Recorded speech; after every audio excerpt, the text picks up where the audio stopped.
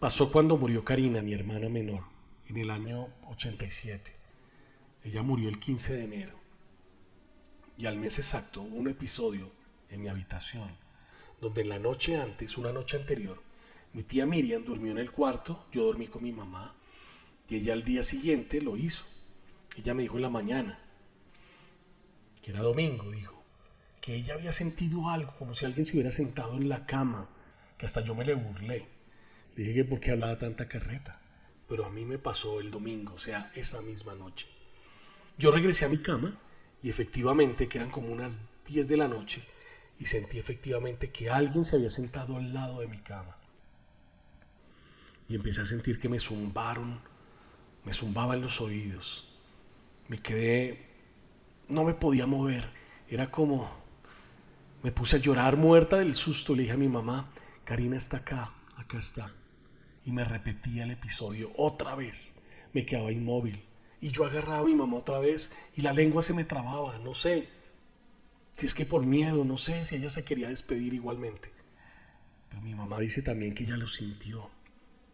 Ese episodio, esa fue la primera y última vez que me pasó. Creo que yo lo he pensado y sí, lo que ella quería era despedirse.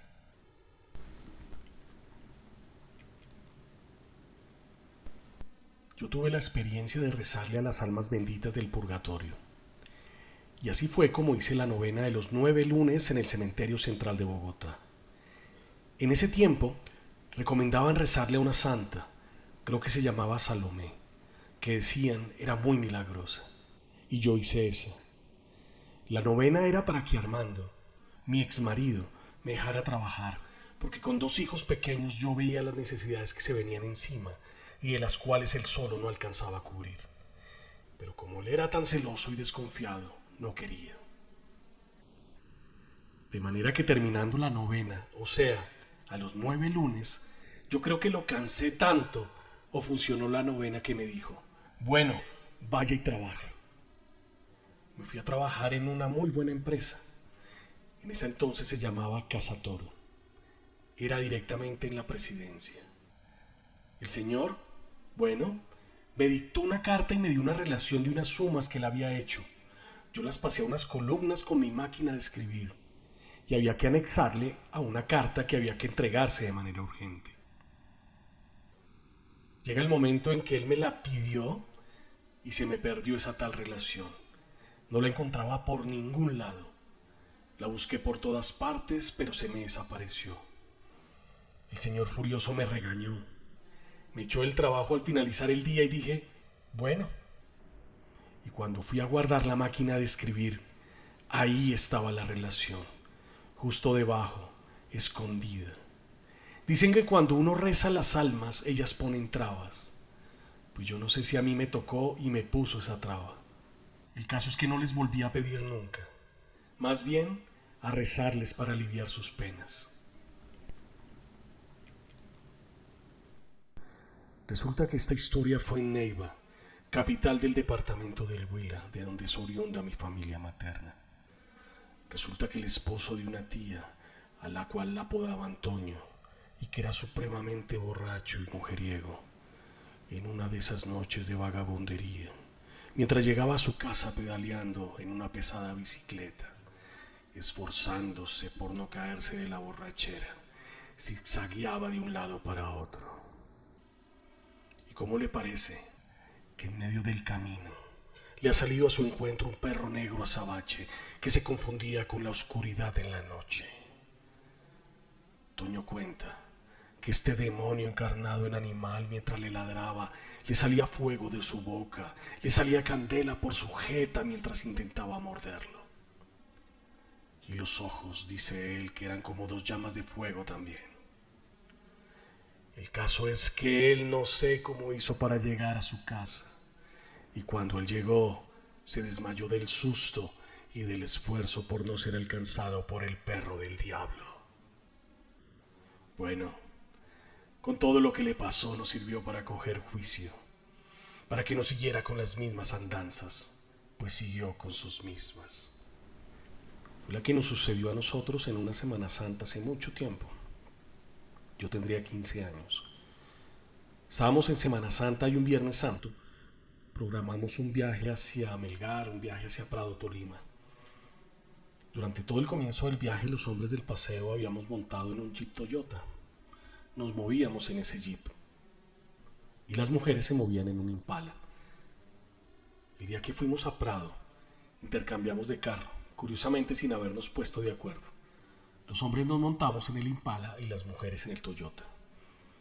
Y durante el transcurso del viaje hacia Prado, el Toyota se volteó, dieron 7 botes. Y en uno de esos botes mi hermana y María Victoria García se salieron del carro. Alicia, mi hermana, ella quedó debajo del carro. El carro en el último bote quedó parado sobre las 4 llantas. Y una de esas llantas le quedó pisando el pelo a Alicia. Después de todo el incidente, que fue muy aparatoso y angustiante, subimos a Bogotá con mi hermana Alicia en ambulancia. En vestido de baño, te digo, la verdad. No teníamos ni camiseta. Descalzo y en vestido de baño con un primo hermano que veníamos con Alicia.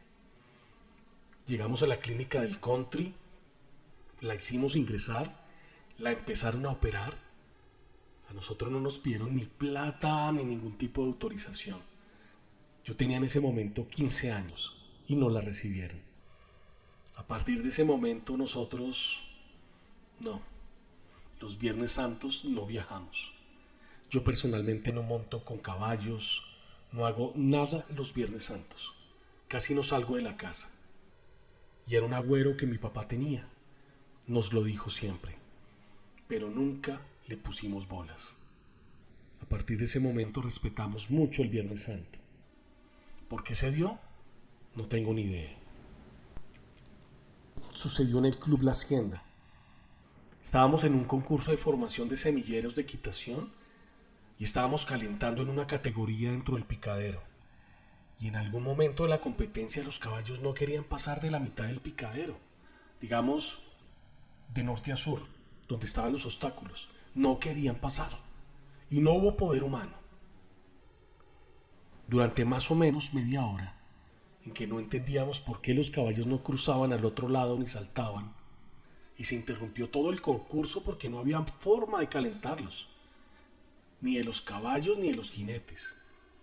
Después, con el tiempo, supimos que había muerto allí un entrenador, y aparentemente, como si el espíritu del entrenador hubiera estado ahí, y como que alejaba alguna cosa generosa sobre los caballos, lo cual no les permitía pasar hacia ese lado. Otro que pienso que es interesante es el tema de las constelaciones familiares, porque hay gente que piensa que eso es como una sesión espiritista y no lo es, pero tú sí sientes cosas. Son personas que no se conocen, son grupos muy pequeños, un máximo de 10 personas. La persona que va a constelar escoge a alguien del público que lo represente a él, y si tiene un tema con el papá, la mamá o la pareja, escoge quién representa ese rol. A uno le dicen: deje que el cuerpo haga lo que quiera. Y efectivamente uno empieza a sentir cosas. Lo que yo te decía, yo sentí cuando me empujaron, sentí que me cogían de la mano. Yo fui como a 3 o 4 sesiones y la última sí fue la tapa, que yo dije ya no más, porque fue muy fuerte. Yo hice de un suicida.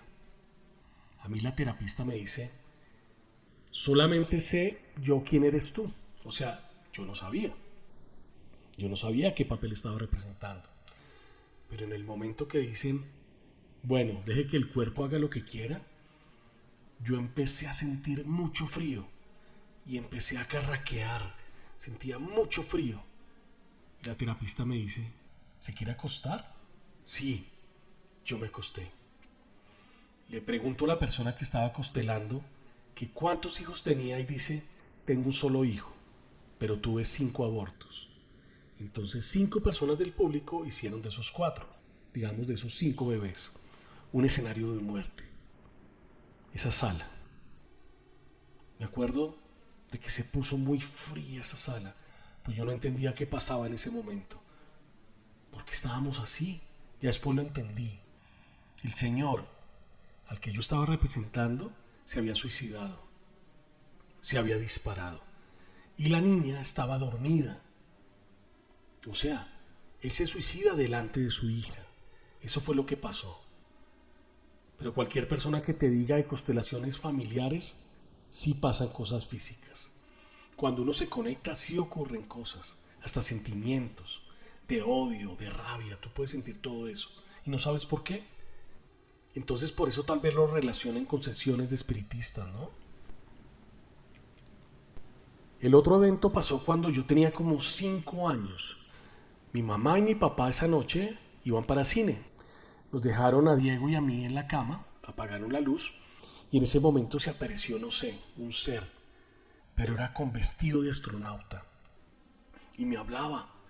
Era muy extraño y fue tal el miedo que me dio que yo empecé a gritar como una loca y gritaba y gritaba, gritaba tanto que mi papá se regresó. Obviamente se desapareció, pero siempre me quedó la duda que siempre he tenido. Era lo que me hablaban. No entendía ese lenguaje, ese idioma. Yo nunca le vi la cara, pero era un ser disfrazado de un astronauta. No recuerdo qué me estaba diciendo, ni idea qué estaba diciendo, no lo entendía. Siempre he dicho que me encantaría que me hicieran una regresión para saber qué era lo que me estaba diciendo.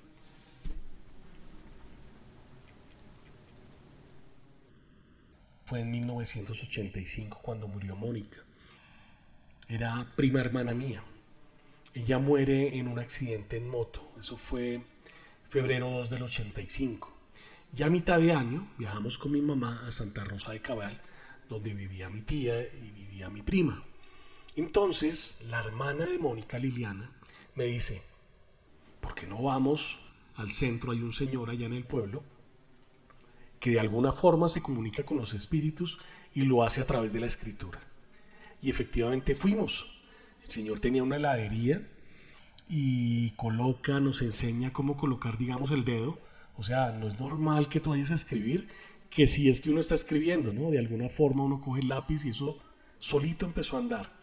Empieza a moverse y efectivamente era la letra de Mónica comunicándose. Y en esa ocasión ella estaba muy preocupada por su papá todo el tiempo. Mencionaba era su papá estaba preocupada por mi papá escribía. Y a los 5 o 6 años, precisamente, el papá de ella lo asesinan. Está la historia de Ana María Roballo, que cuando tenía 17 años, en una terapia que le hicieron, le abrieron el tercer ojo. A raíz de eso, pues ella veía ángeles, pero también veía los otros. Y mientras encontraban la persona que le cerrara el tercer ojo, tuvo un episodio saliendo del colegio que ella vivió. Estudiaba aquí en Chía y era por la vía Guaymaral y se presentó un accidente. Hay un trancón terrible y es debido a un accidente. Hay un muchacho de una moto que se mata, se da contra un camión. Si no estoy mal, un camión de estacas. Era un accidente. Tal parece, el espíritu, el alma de ese muchacho se metió en el cuerpo de Ana María y lo que él quería era llamar a la mamá y contarle lo que le había pasado.